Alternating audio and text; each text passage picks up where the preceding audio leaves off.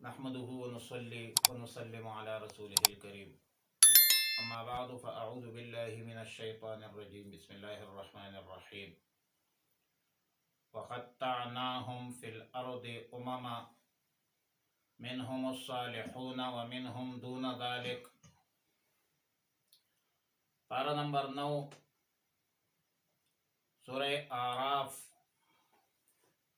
رکوع نمبر 21، آیات نمبر 168 سے 171 تک. وَقَطَّعْنَاهُمْ فِي الْأَرْضِ أُمَمًا، اور ہم نے زمین میں ان کے متفرق جماعتیں کر دی. منہم الصالحون،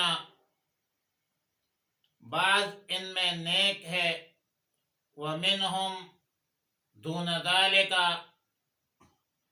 اور ان میں بعض دوسری طرح ہے. وَبَلَوْنَاهُمْ بِالْحَسَنَاتِ وَالسَّيِّئَاتِ لَعَلَّهُمْ يَرْجِعُونَ، اور ہم نے آزمایا ان کو ان کی خوشحالیوں اور بدحالیوں کے ذریعے. لَعَلَّهُمْ يَرْجِعُونَ، تاکہ یہ لوگ باز آ جائے.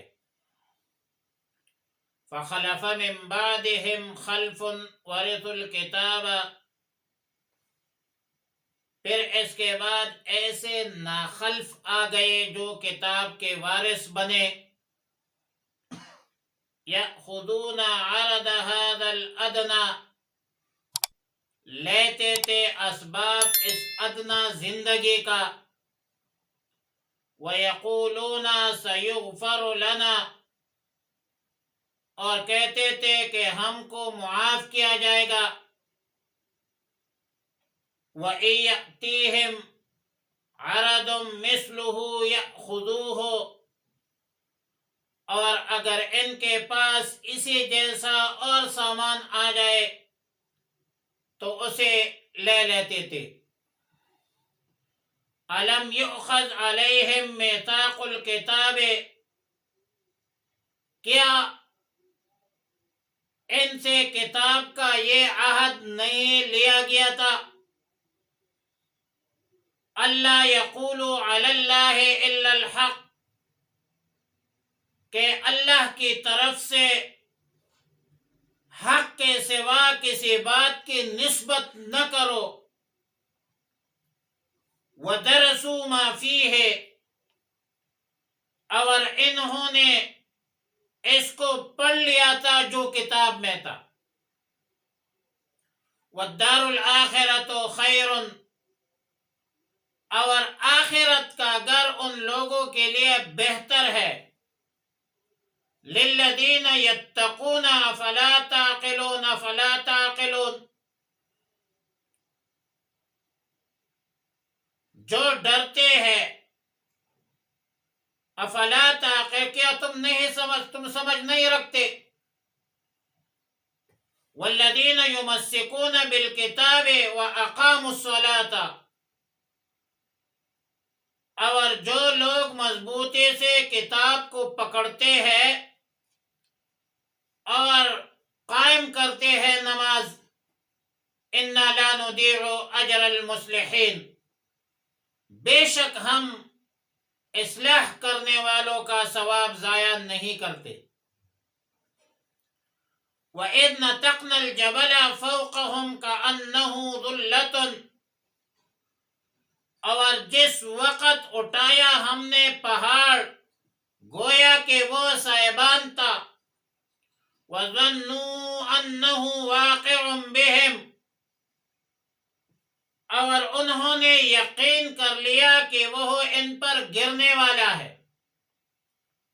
خُذُوا مَا آتَيْنَاكُمْ بِقُوَّةٍ،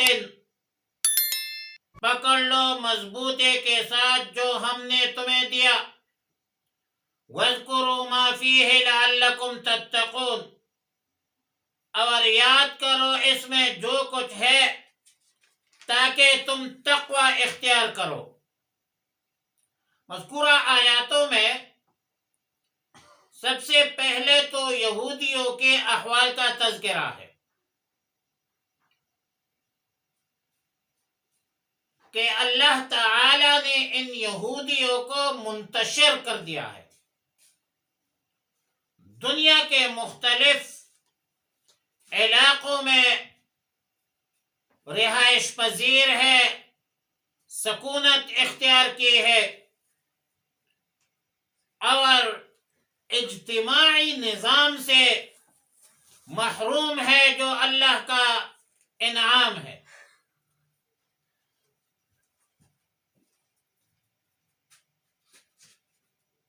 فرمایا کہ قطعناہم، اب قطعنا تقطیع سے مصدر ہے اور تقطیع سے مشتق ہے، باب تفعیل ہے، جس کا معنی ہے ٹکڑے ٹکڑے کر دینا،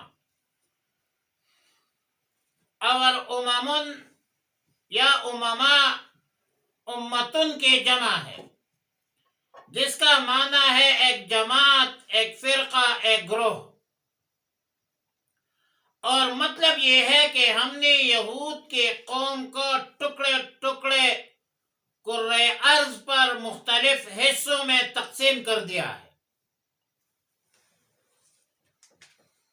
اب آیات مذکورہ سے یہ ثابت ہوا کہ یہ افتراق اور انتشار عذابی الہی کا ایک قسم ہے،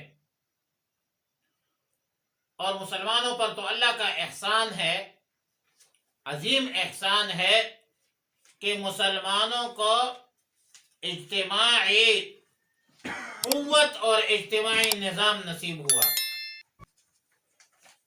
اور یہ اجتماعی نظام مدینہ منورہ سے شروع ہوا اور مشرق مغرب میں اس کیفیت کے ساتھ حیرت انگیز طور پر پھیلا۔ الحمدللہ آج بھی امت مسلمہ کے پاس مسلم ریاستیں موجود ہے، اور پھر خاص کر اسلامی جمہوریہ پاکستان جو لا الہ الا اللہ کی بنیاد پر معرض وجود میں آیا ہے، ایک اسلامی جمہوری آئین ہے، قانون ہے، اور اللہ کا شکر ہے ایک ایٹمی طاقت ہے۔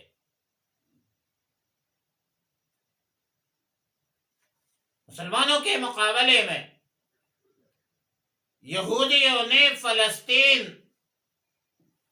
کے ایک حصہ پر مصنوعی اقتدار سے ایک ریاست بنایا ہے، جس کو امریکہ کی عشیر آباد حاصل ہے، جس کو برطانیہ کی سپورٹ حاصل ہے، اور ظاہر ہے کہ بحبل من الناس کا مصداق ہے۔ امت مسلمہ نے آج تک اس ناجائز ریاست کو تسلیم نہیں کیا ہے، کیونکہ یہ محکومیت، ذلت، مسکنت ان لوگوں کے مقدر ہے، اور تا قیامت ان کی ذلت اور رسوائی جاری رہے گی۔ اور یہ بھی ہو سکتا ہے کہ جو جمع کی ہے فلسطین کے ایریا میں، تو یہ بھی ہو سکتا ہے کہ آخری زمانہ میں ان کو جمع کیا جائے گا۔ حضرت عیسیٰ علیہ السلام شام دمشق میں نازل ہوگا، اور مسلمان اور نصارہ مل کر حضرت عیسیٰ علیہ السلام کی قیادت میں ان یہودیوں کو ختم کریں گے۔ لہذا جو اسرائیل نام سے ایک ریاست کی شکل وجود اور ایک مصنوعی ریاست سامنے آئی ہے کرۂ ارض پر، ان لوگوں کا یہ اجتماع اس عذاب سے منافی نہیں ہے۔ پھر فرمایا منہم الصالحون ومنہم دون ذالک، ان لوگوں میں کچھ لوگ نیک ہے اور کچھ دوسرے طرح کے ہیں، اور دوسری طرح سے مراد کفار، فجار اور بدکار لوگ ہیں۔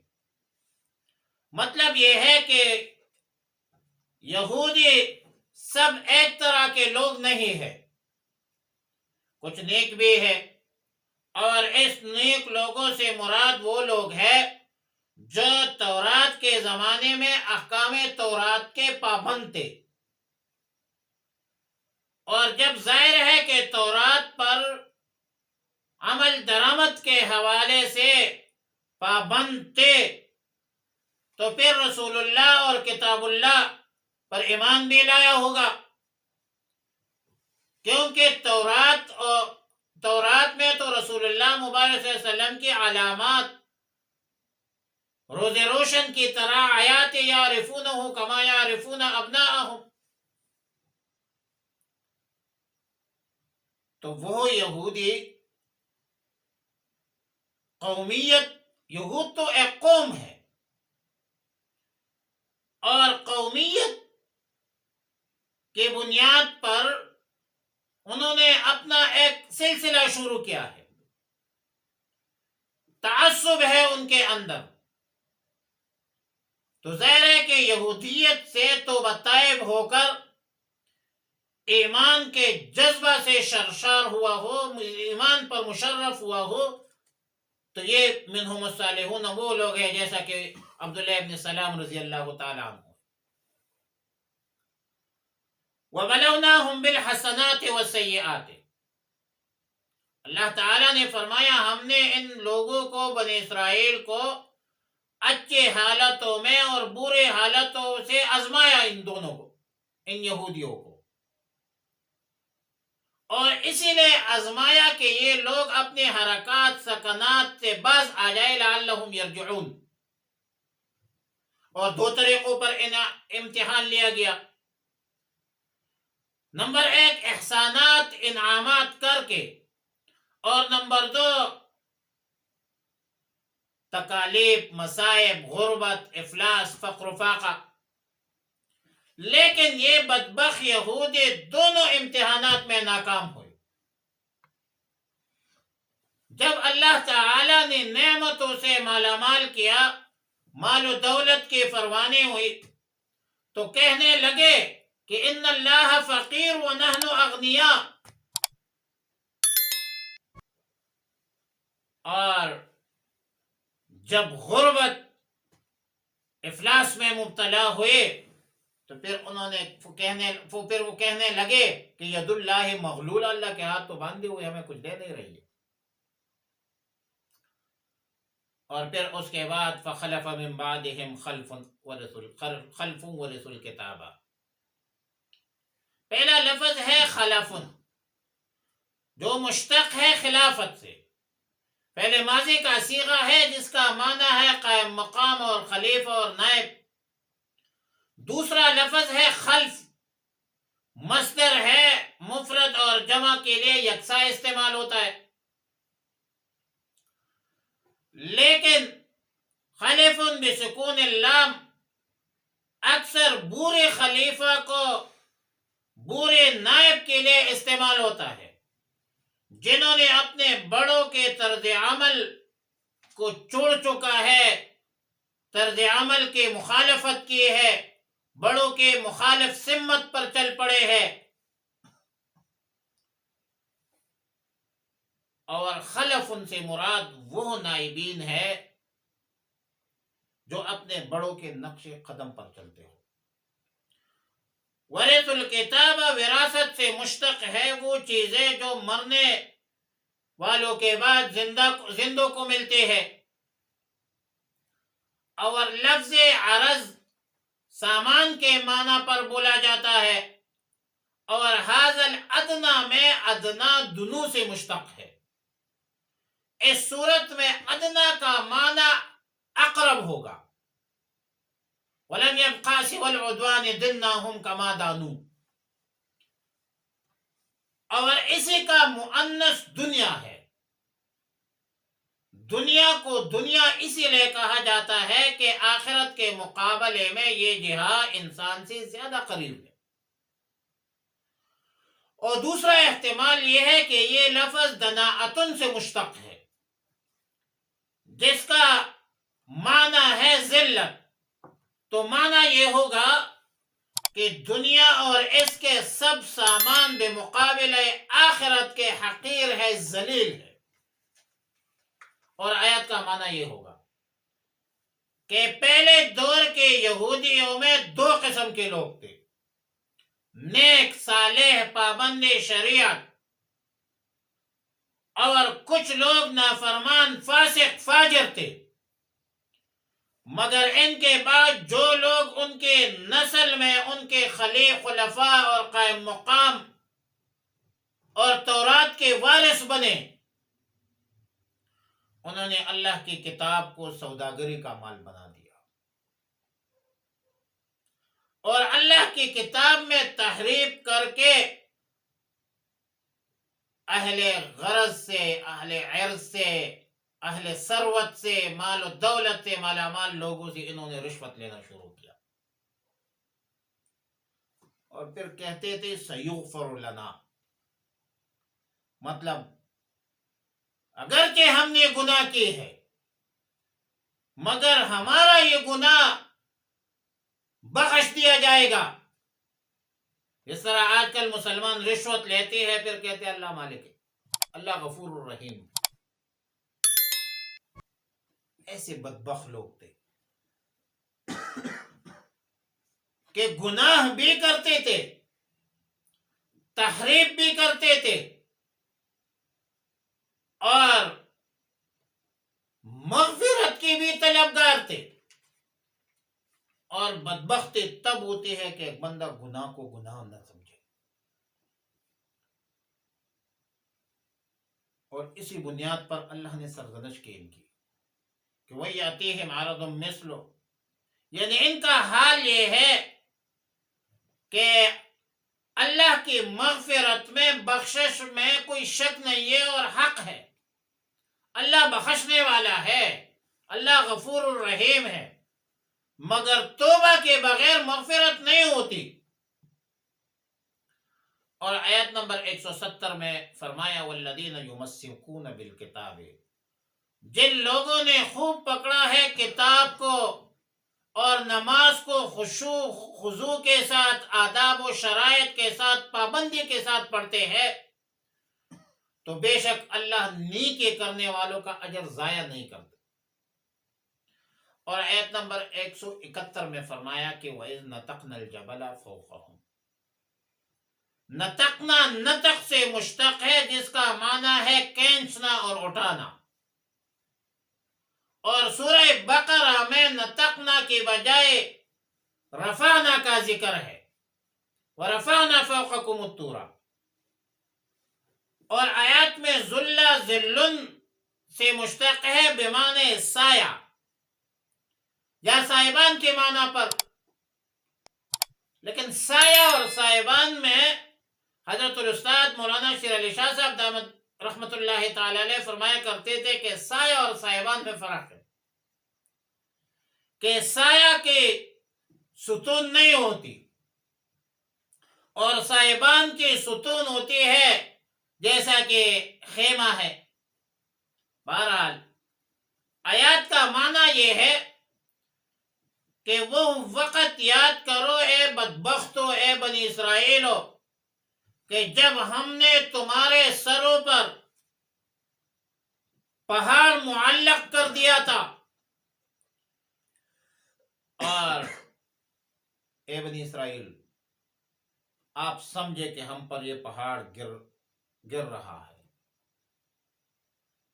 اور اسی حالت میں تمہیں کہا گیا خذوا ما آتیناکم بقوۃ، کہ تورات کے احکامات پر پابندی سے، قوت سے، طاقت سے عمل کرو۔ لیکن اس کے باوجود تم باز نہیں آئے، تم پھر بھی مخالفت کرتے، خلاف ورزی کرتے رہے اللہ کے احکامات کی، اور اسی لیے تم ملعون ہو، اسی لیے تم پر اللہ کی لعنت ہے، اس لیے تم پر اللہ کی غضب ہے۔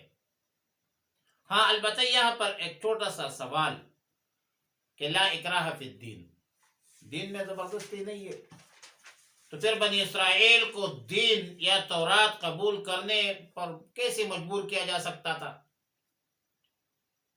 کہ ان کے سروں کے اوپر جو ہے پہاڑ کو ذلہ سایہ کی طرح رکھ دیا؟ جواب یہ ہے کہ کسی غیر مسلم کو اسلام کے قبول کرنے پر کبھی بھی کہیں بھی مجبور نہیں کیا جا سکتا، لیکن جو شخص اپنی مرضی سے ایماناً و اعتقاداً مسلمان ہو جائے، اسلامی عہد و میثاق قبول کرے، تو پھر اس وہ عہد کا پابند ہوتا ہے۔ اس کے بعد اسلامی احکام کے خلاف ورزی سے جو سزا دی جاتی ہے وہ جبرن نہیں دی جاتی، وہ معاہدہ کے توڑنے پر دی جاتی ہے۔ لہذا بنی اسرائیل کا تورات پر ایمان کے باوجود عمل نہ کرنا یہ اکراہ فی الدین میں داخل نہیں ہے۔ اور یہاں پر ابھی آپ قصاص جاری کرے تو آپ کہیں گے کہ اکراہ فی الدین ہے، دین میں آپ زواجر حدود جاری کرے، حد سرقہ، حد زنا جاری کرے تو آپ کہیں گے کہ لا اکراہ فی الدین۔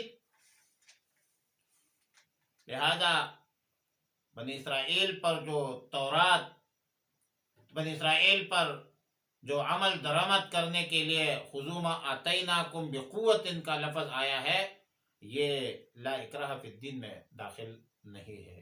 وآخر دعوانا الحمدللہ۔